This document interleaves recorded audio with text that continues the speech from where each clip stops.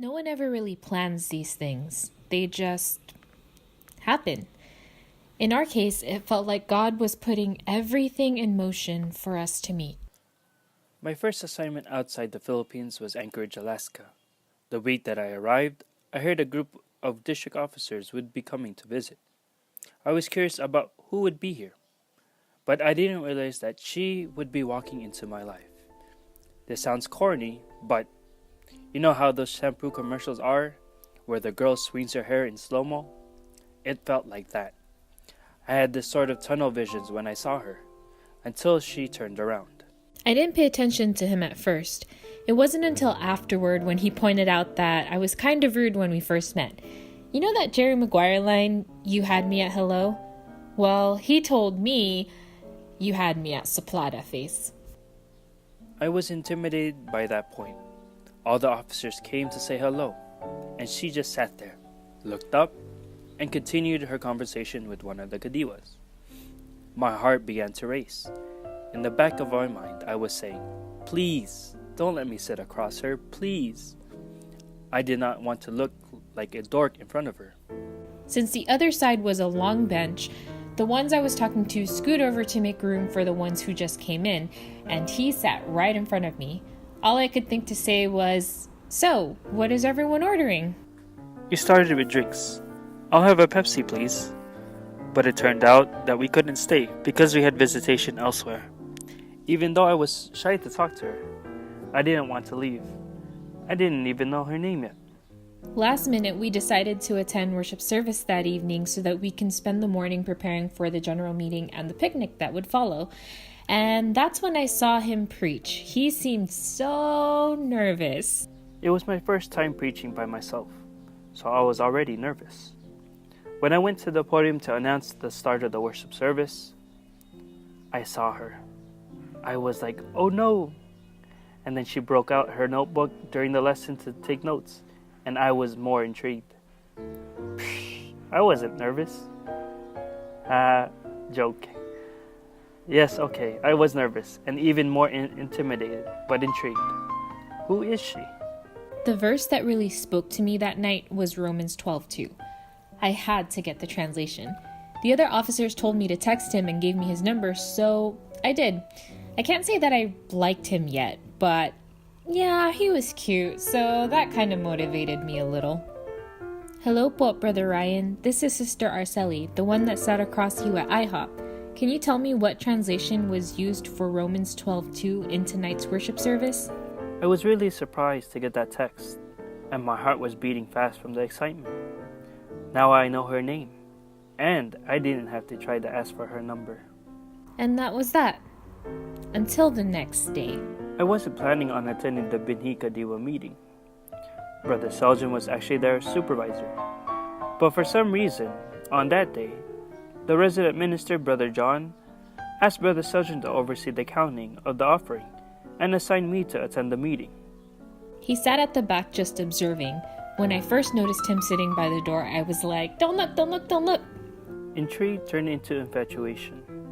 During the meeting, they played the game to get to know each other, and what stuck out the most was all the information I learned about her, and just about her. When I had to give spiritual advice at the end, I was even more nervous than when I preached because she was right next to me. He told everyone we can call him Kuya because he was pretty sure he was the oldest one there. And the girls and I just had to laugh because we were pretty sure that we were older than he was. And I think that made him a little more nervous. After the meeting, though, we exchanged birthdays and we found out that he was actually older than us by a few months. After that short conversation, we invited him to have lunch at the place we were staying because we still had a few more things to prepare for the picnic. I practically begged Brother Seljan if we can go to their house and have lunch because we shared a car so we couldn't leave. But he wanted the rest before the meeting that we had later that day. We ended up texting back and forth because he was still trying to convince Kaseljan to go. Since they didn't end up going, he tried to guilt trip me into attending the officers' meeting, and I teasingly told him that he should just take notes for me.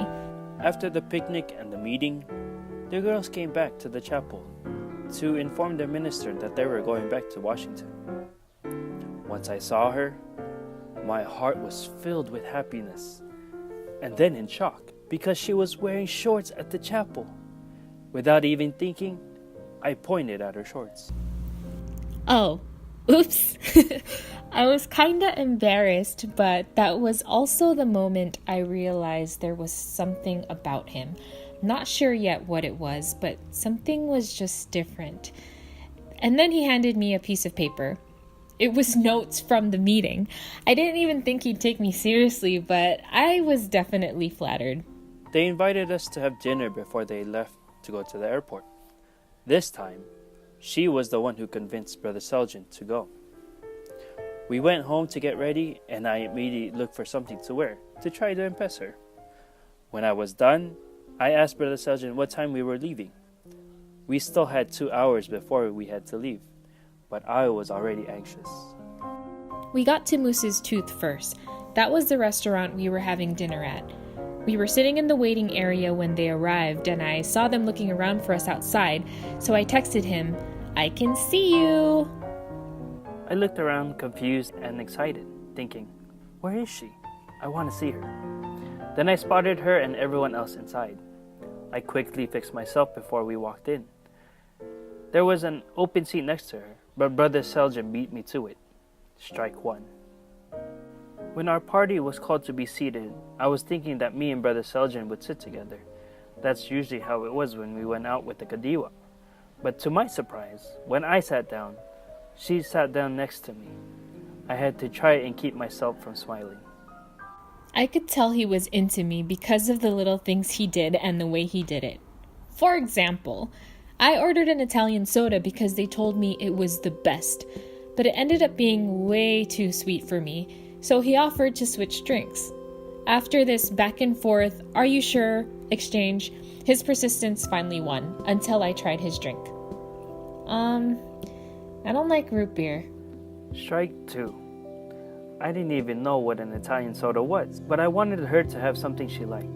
Except, she didn't like my drink either. When we got to ordering, I asked him what looked good. We both were thinking of getting the luau, which is pretty much a Hawaiian pizza. I don't like that many veggies on my pizza, and I guess he didn't either. I worked up the courage to ask if she wanted to share. I couldn't help but smile. I said, "Sure." And then she asked another sister if she would eat some of it too, like she was ordering for the whole table. And that for me was strike three. After we ate, we had to leave to catch our flight right away, and I thought that'd be the end. As we said goodbye, they asked if we wanted to go to the airport. I really wanted to go to the airport, but it was also late, so instead, I texted her to have a safe flight and to text me when they landed safely. I hadn't heard from him after that, but a month later I received a phone call while I was driving a bunch of binhi to Bremerton to decorate for their formal. The caller ID said Ryan Javier, and the girls became quiet when they saw this. Hello? Hi, is this Sister Arsellie? Yes po. Hi, Sister Arsellie. This is Brother Ryan from Alaska. I don't know if you remember me. I just was calling to greet you a happy birthday. Oh, thank you po. Are you doing anything today for your birthday? Actually, I'm driving to Bremerton with some binhi so we can figure out how to decorate for their formal. Oh, okay. Well, be safe then, and I hope you have a good day. And I just wanted to greet you again because it's your birthday. Thank you po. Bye. Click. The girls screamed. Ate, who was that? Oh my gosh, he so wanted to say something else, but you said you were in the car with us. Oh my gosh, he probably likes you. I couldn't stop smiling, but I was also kind of confused. He remembered my birthday from when we were comparing ages after the meeting. Again, I was kind of flattered. I didn't know what to expect, but I had my panata and I was really drawn to her. So I just called. I was happy to hear her voice again, but a little bummed that we couldn't talk even longer. He actually tried calling me back later that evening, but I was still dropping off the last one of the girls. I think he might have been embarrassed that he kept catching me while others were there, and he was on speaker. No matter what, I knew I wanted to get to know her better.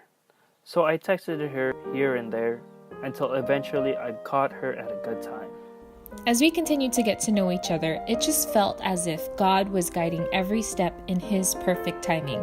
There were just way too many coincidences between us. Fun fact, Karayan's favorite number is 6, and mine is 13. And we met on 6/13. So here we are today on 6/13. And as they say, the rest is history.